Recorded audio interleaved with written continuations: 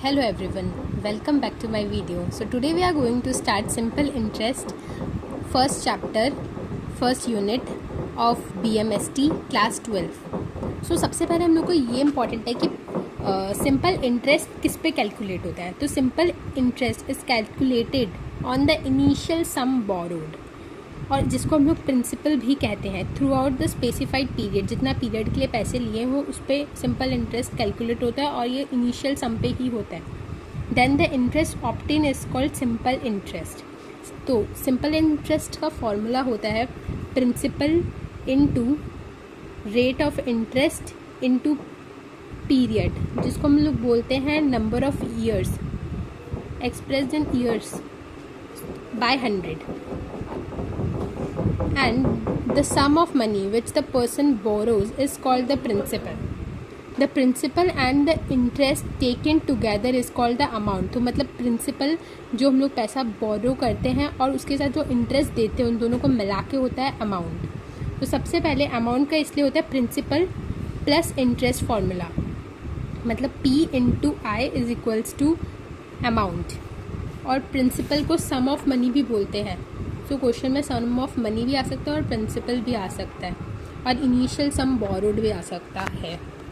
सो सबसे पहले let's do example number 1.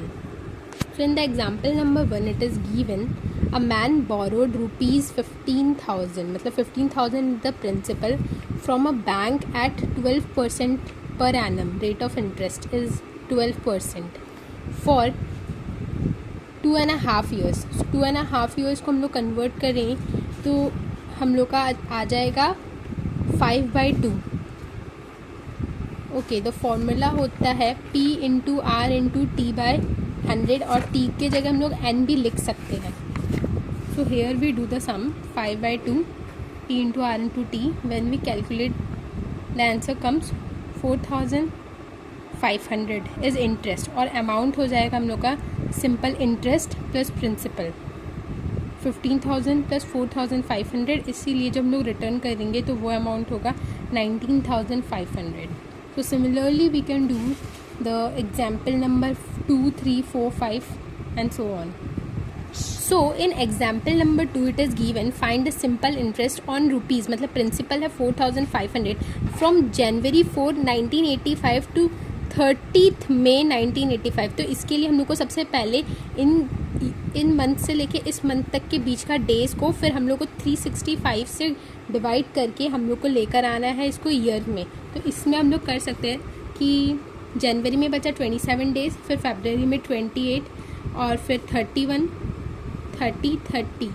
तो इसको अगर हम लोग कैलकुलेट करें तो ये हो गया 146 डेज़, और इसको डिवाइड करें 365 डेज से, क्योंकि एक ईयर में 365 डेज़ होता है. पर अगर लीप ईयर हुआ तो 366. तो हम लोग को पर ईयर से पता चल जाता है. जो भी ईयर 4 से डिवाइडेड होता है वो होता है लीप ईयर, बाकी सब होता है नॉन लीप ईयर्स. तो इससे हम लोग ईयर्स निकाल लेंगे. तो ईयर हुआ ये 2/5.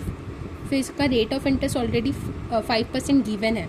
तो सिंपल इंटरेस्ट का फॉर्मूला हम लोग ने पुट किया. उसके बाद आंसर आता है हम लोग का इंटरेस्ट 90. और अगर अमाउंट में हम लोग 90 रुपीज़ को प्लस करें, सॉरी प्रिंसिपल में अगर 90 रुपीज़ को प्लस करें तो हो जाता है हम लोग का अमाउंट. सो इसका आंसर हो गया 4,590. See the required interest is ₹90. It is given in the book also.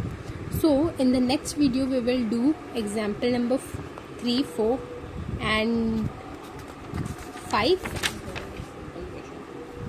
and in miscellaneous examples also.